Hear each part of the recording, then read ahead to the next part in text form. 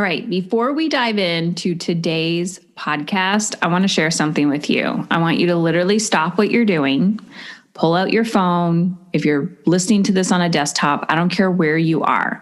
And I want you to go to heatherchauvin.com/ETM, energetic time management. Okay. heatherchauvin.com/ETM. Energetic time management has been an absolute game changer in my life. And it's a concept and a tool that I created almost 9 years ago after being diagnosed with stage 4 cancer. It was taking all of this overwhelming, complex situation with personal development and distilling it into an actionable strategy. And the crazy thing is, I've been teaching this over and over and over again, and I am still learning things. There's a concept I say is new level, new devil. I did not create that. And ETM is one of those practices. It's an art. It's like life in general. Every time we up level, we can take ETM, energetic time management, and take it to the next level. So guess what I'm doing? I'm going to be hosting workshops. Yes, workshops. I have never done this before. Typically, energetic time management is in our next level coaching programs. But if you want to get a taste for working with me, you need to get on this wait list. So head on over to heatherchauvin.com/ETM, fill it out, and we'll be in touch.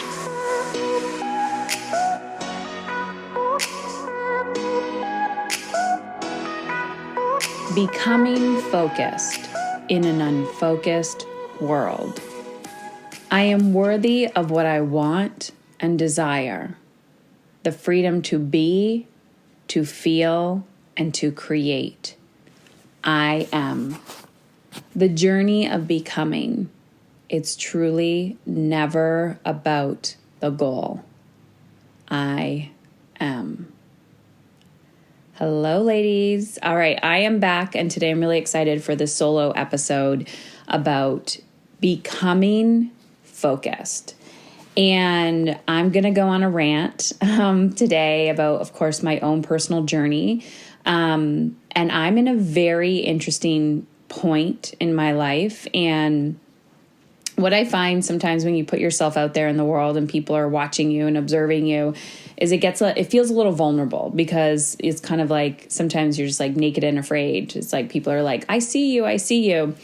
And I've been getting a lot of comments post the transition of the podcast, it being now called Emotionally Uncomfortable from Mom is in Control.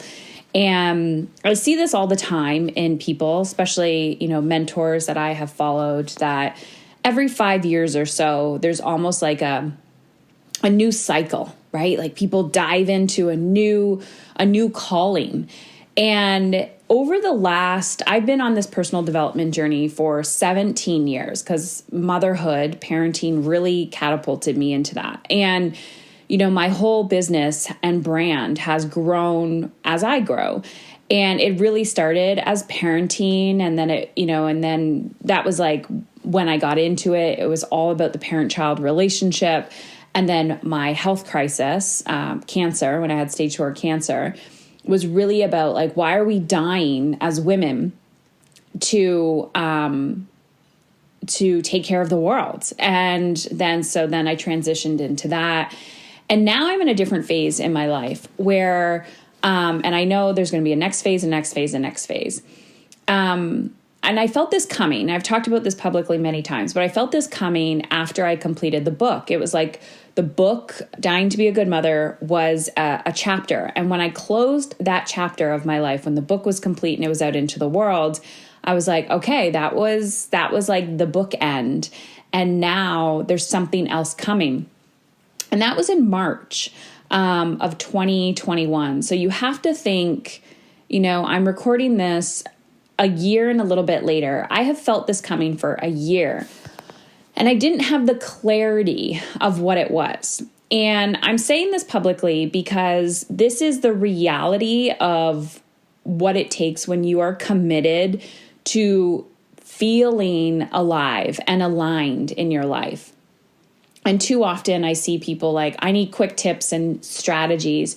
I'm like, you have to be attuned to yourself, but also open and coachable to do the work and to be focused in an unfocused world. And what I mean by that is you have to make a commitment to the impact that you want to make in the world, even when you don't have evidence of what that impact is. And I think COVID has really shaken up a lot of people with like what is no longer sustainable in their lives, whether they, want to start a new project or they're in transition in their life. And I find it really interesting because so many people are trying to control the outcome, right? The how. And I'm like, you have to let go of the how. So a quick backstory about why I'm even doing today's podcast and how I started about, being focused in an unfocused world. So when I changed the name Emotionally Uncomfortable, the reason why I did that is because at my core, I'm a mother. That's always going to be a huge part of my identity. I literally live and breathe and do everything for my children. And I think as women, we have been socialized that if we're not living for other people, then what the hell's the point of living, right? Like our job is to be nurturers and providers, nurturing in that aspect. And if we're not doing that, like, what's my point? And I see so many women struggling with that when their children go to school or their children move out. And they're like, oh, well, now I guess I should start a business. And it's like, but why? Like, really what you want and crave is fulfillment. And fulfillment comes outside of work as well. This is not just about mothering or work. It's about feelings and about how do you want to feel. And when I was teaching people, emotionally uncomfortable is they would avoid the feeling part of it. They would avoid the fear. They're like, oh no, I'm good, or have their excuses for why they can't do something. And I'm like, you're running away from something. And in order to run towards what you want and desire in your life, like that's emotionally uncomfortable. So I've been sitting with this because I've been feeling this in between phase, which is emotionally uncomfortable. And you just have to sit in it, but you have to keep moving through it. Like I'm not, lying in fetal position in my bed every day. Life is great. Like life is really, really good. But there's a next level coming. And I was saying this to a friend the other day. Actually, I posted on Instagram and we started a conversation. And it said, facing my demons today because I went to the gym or I was doing something. So this has to be one of the most uncomfortable developmentally phases of my life because over and over and over again, I'm observing and watching how I know what I want. I know what I desire. I know what I crave. I know those feelings. But focusing on it, it is so incredibly easy to want to use my brain or distraction or my children or some type of diagnosis to search for a diagnosis of why my brain is doing what it's doing. But I will tell you right now, beyond all of that, I want to run away so bad from my next level. And I want you to really hear what I just said. Because when your life is comfortable, when your life is great, and you have achieved everything that you want and desire, which I feel like I have. I've overcome so much. And too often people, are doing the work because they're in a crisis state or they're in a survival mode. I'm not in survival mode in any areas of my life at all. I'm doing fabulous. And I could stay here and I could ride this roller coaster. And it is so fucking easy to want to ride this roller coaster. But you have to get radically honest with yourself that you want something different when things are going really good. Because your soul is craving it, because you have a desire. Because this is what I see so many women do, is they're living their whole lives with desires trapped inside of them that are screaming for their energy and attention. And what happens is a big jolt happens in life. It could have been COVID. It could be, a child's developmental phase. It could be a life milestone. And all of a sudden they're like, I'm out. And, they just blow up their life. And the reason why this happens is because they were avoiding something for a very, very long time. And what you resist will persist and grow bigger. So you can be comfortable, right? I can be comfortable. I could sit here and I could be like, all right, rinse and repeat, rinse and repeat. But when you're comfortable too long in your life and you don't shake things up without blowing up your life, what you resist will persist and grow bigger. So since the book was complete, I could feel this next level coming, and I started to dig for it, and I was like, all right, what is this? What is this? What is this? And I started to make small changes. I was like, okay, if I did change the podcast, what would that be about? What would I do? You know, I'm talking to people, we're exploring stories, and I still don't know. Like I know, but I'm curious, and it's creative. So it's not fixed. It's not all like spreadsheets and a program and data. It's like I'm still doing the same thing, except the message is changing because I'm diving deeper and deeper and deeper and deeper. And what I've realized is this focus, right? Becoming focused in an unfocused world, even just saying the word focused in today's culture is so counterintuitive to what we're taught. Like, oh, I can't be focused. I have so many distractions. Focus is a discipline. Focus is a practice. And if we don't become focused on what we want, every distraction will take over. And that is the comfort zone. The comfort zone is that distraction is actually incredibly comforting. Incredibly comforting. And maybe your brain is neurodiverse. Maybe your brain thinks differently than most. Maybe you have an incredibly horrific time focusing like I do. But you have learned to master your brain. You've learned self-awareness. You have said what works, what doesn't work. How can I? How can I? How can I? Do I need to verbally dictate this to somebody? Do I need to walk and talk? Do I need to write everything down? Do I need to have a whole bunch of timers? It's really about you mastering your mind. And in the moments when you are so comfortable, this goes back to the question when people ask me of like, how do you get motivated? When you are so comfortable in your life and you're like, I don't want to focus on anything else. Like, I'm good. That's a scary place to be because life is fluid and we're always evolving. We're always growing. And so this period of my life is actually about mastering discipline. Because if I don't master discipline, if I don't master the art of focus on how I want to feel and continuously making that better and better and better and going from survival mode to a state of momentum, to a state of thrival, to a state of creative abundance, like in my little diagram I always talk about, this is all I need to do right now is focus.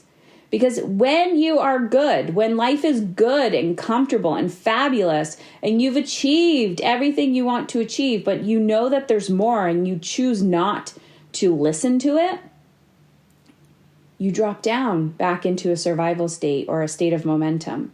You hit your plateau. And if you are a creature of growth, you know that your time is not done yet. You know that personal development is a constant. New level, new devil, right?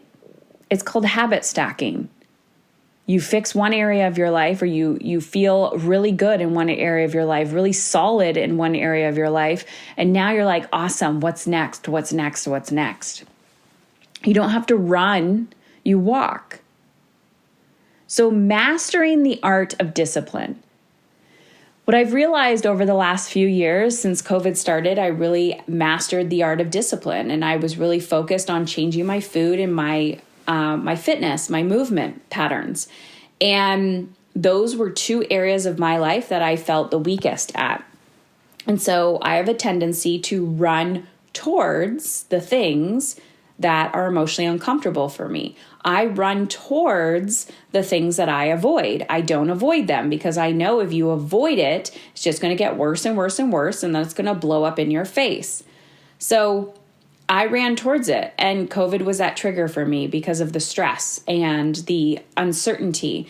So in those times of uncertainty, what I could control was moving my body, was managing my anxiety, was managing my fear, and managing the kids and doing it all, right? Managing being a breadwinner, all of that. So it was really the art of focus. And what I realized was the resistance towards discipline, the resistance towards focusing is not about being disciplined 24 hours a day. It's about being disciplined for 2 hours a day.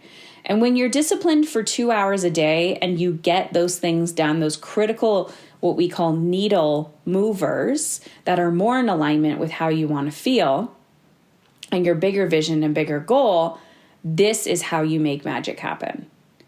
And when you rinse and repeat it every day, you're becoming 1 degree better, 1% better. You're starting to learn about yourself. You're starting to learn about your mind. And you're really starting to learn, like, what makes me tick? Like, where is my resistance? How does it show up? And so the art of being focused in an unfocused world is you actually, like, never master it. Because it's an art and it's a practice, and it's like 1 degree better, 1 degree better, 1 degree better. And so today, the takeaway is I started this podcast with the quote of, I am worthy of wanting what I desire, the freedom to be, the freedom to feel, and the freedom to create. It's one thing to say it, it's another thing to do it. And it's an even other thing when you become it.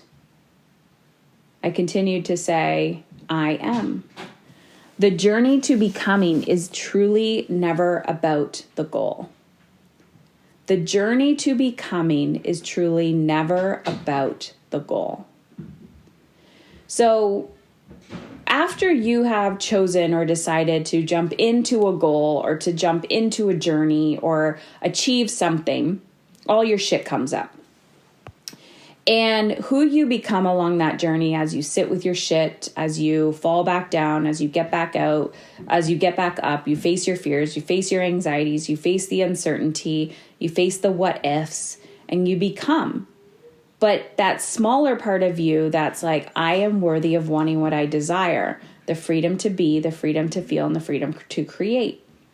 As long as you choose that part of yourself just a little bit, 1 degree bigger than the fear, 1 degree bigger than the anxiety, you will learn how to become focused in an unfocused world on what matters most, which is you becoming alive.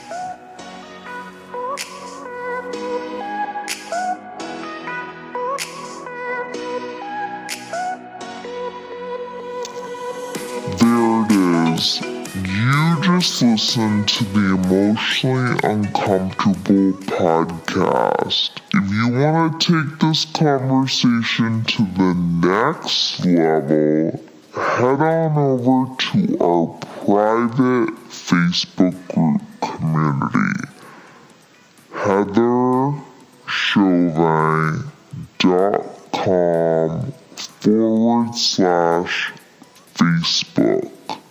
My last name is spelled CHAUVIN.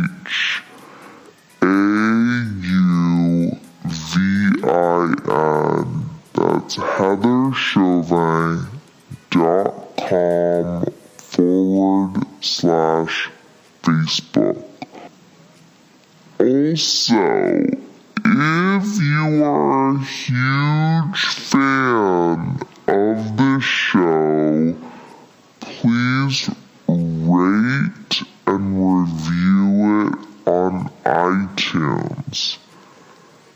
Every review helps another woman like you take back control of how she wants to feel and become emotionally uncomfortable. I truly believe